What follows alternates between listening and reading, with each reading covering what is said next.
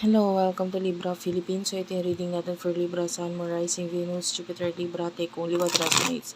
So mga gustong magpa-personal reading, Jing Tarot Reader, or pumunta na lang po kayo sa aming Facebook page, Madam Space P.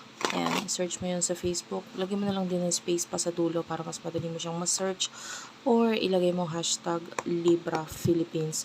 Let's start. What do we have here for the sign of Libra?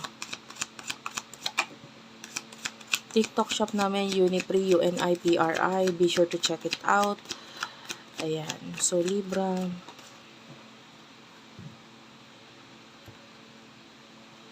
We have your Three of Cups, the Hierophant, and the Page of Swords.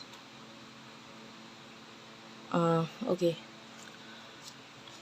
I'm seeing a lot of friends here. Maybe friends from the past. People from the past. No? Nakakita tayo ng reconciliation dito. Or mga tao sa past mo na parang they are seeing you as the Hierophant. Parang ang dami mo nang alam, ang galing mo na, parang gano'n. They admire you for what you are now. So, kung anong ginagawa mo, mga bagay na naipapakita mo sa mundo, parang naaaliw sila sa'yo kasi you finally, parang naipakita mo kung ano yung totoong ikaw, and then, nandun yung paghanga talaga nila sa'yo. No?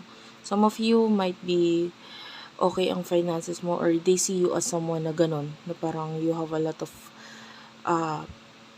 riches in life, comfort in life. So, nagugustuhan nila yon.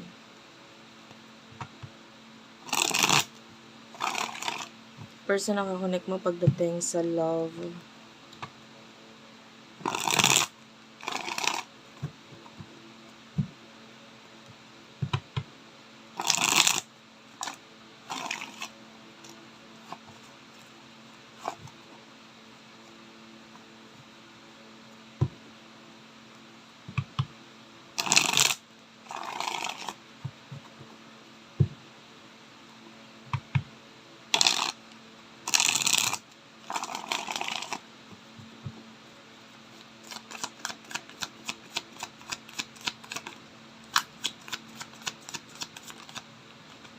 The person that you're dealing with, this person could be a person in the past. Past person, nakakita tayo dito ng pag-aaway, pagkakagulo sa inyo. So, nakakita tayo ng parang ending sa inyong dalawa nitong taong to, the Sun. You might feel or think na parang masaya na tong taong to, but honestly, hindi. Nagkakaroon siya ng mga personal problem ngayon. Pwedeng isa na doon ay ang may kinalaman sa pera, sa mga goals or gusto niya mangyari sa buhay niya. This is the Seven of Cups. This is wishes, dreams, goals. And ang daming pagkakagulo dito. And the Sun, lalo na if you do have a child or children dito sa taon to, kasi nakikita natin parang nasasaktan siya because of a child, lalo na kung sa inyo ito, no, kung anak ninyo. Pero yeah, something to do with the child, with the Sun. And then isa pa dito, kasi hindi may pakita ng person na to yung kanyang talents, yung kanyang skills, yung talagang bagay na gusto niya mangyari sa buhay niya, yung mga bagay, yung mga gusto niya, hindi niya maipakita, hindi niya mailabas.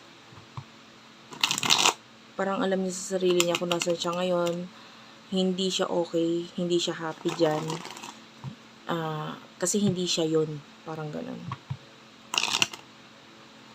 So, ano yung mga emosyon ninyo sa isa't isa?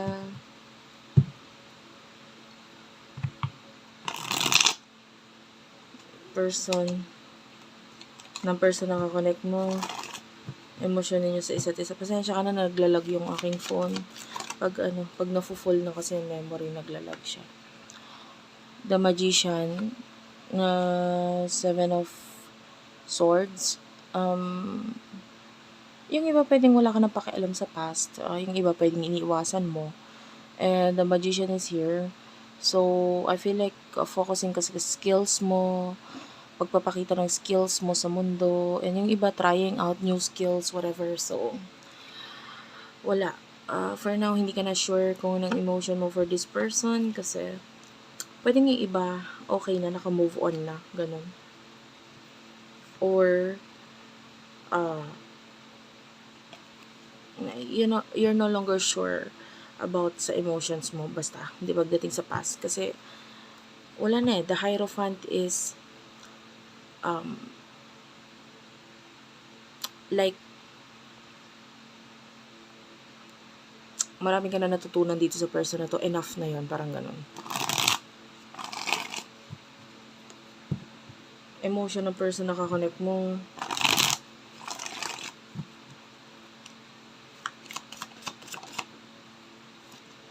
Three of Pentacles, the World is here. Clarify the World and the Three of Pentacles. It is clarified by the Ace of Pentacles. Kung ano man yung mga new beginnings na nangyayari sa buhay niya ngayon. The World, I feel like this person is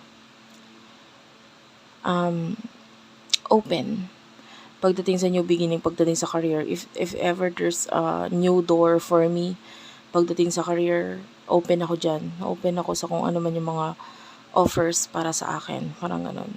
Kasi hindi siya okay talaga ngayon. Namumblema siya. The Nine of Swords is here. Nasasaktan siya.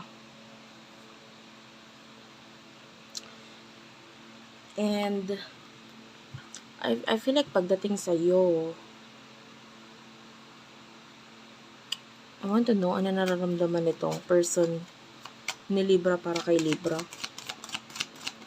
But anyway, if you're a cross-watcher, pwede naman yon. The Empress is here. So this person, isa siya sa humahanga sa'yo. This person admires you. Parang you are the Empress. Ang ganda mo, ang pogi mo, babae man or lalaki. The Eight of Wands is here. The Page of Cups. This person sees you as parang ano,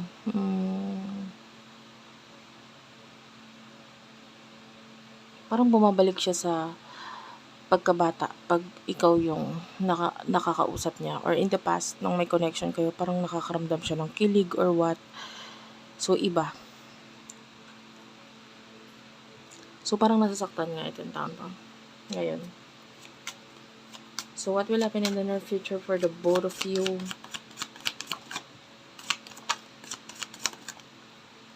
The Tower,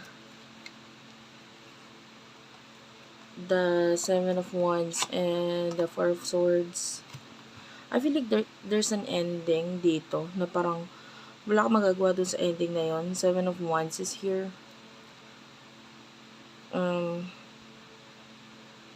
Maraming magtatangkang pigilan ka kung ano man yung mga decision mo sa buhay in the near future.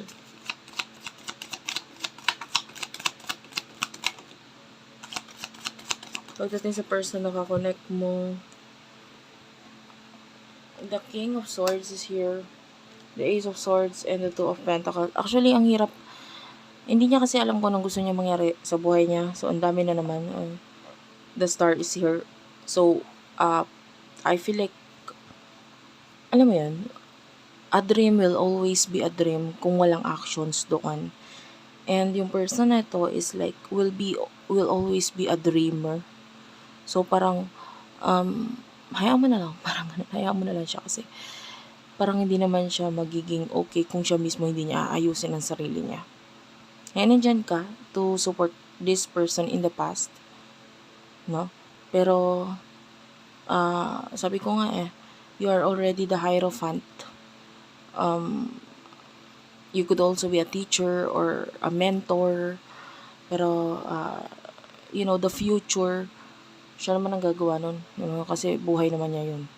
And then, kung ano man yung mga itinulong mo, mga sinabi mo, mga itinuro mo, ay siya pa rin ang gagawa ng future niya. So, kahit anong galing mo, kung siya mismo hindi niya ginagalingan, di bale, wala rin naman.